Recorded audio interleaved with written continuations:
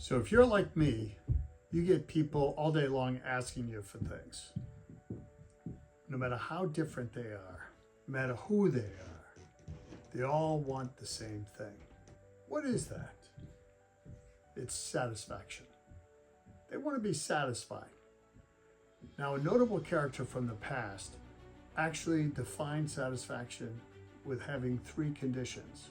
One was about desire. Second was about beliefs. Third was about actions, being actionable. I'm going to tell you a quick story, a satisfaction story, that has all three knitted in there, and we can see how that fits. And you can consider that when you're working with people all day long, okay?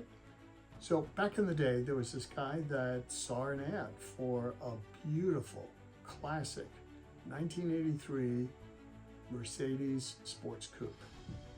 He couldn't believe it. It was only 500 miles on it for $50.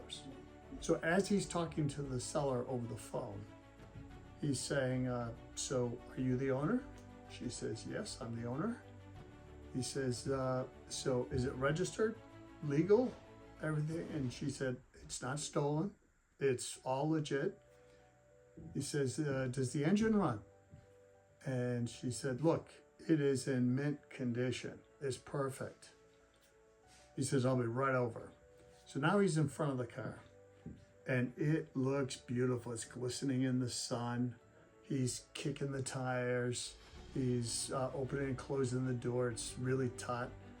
He's looking inside. There is beautiful mahogany trim. He's smelling the fresh plush leather.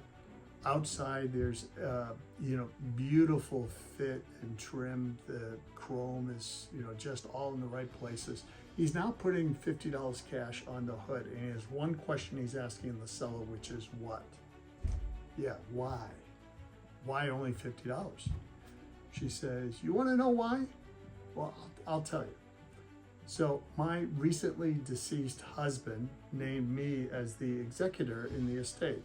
As I was looking through the manifest, I found that he had a mistress.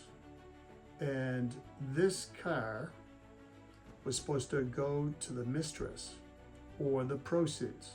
So I'm giving her the proceeds. Now, was she satisfied? Absolutely. So the seller was very satisfied. How about the buyer? Yes, he certainly satisfied.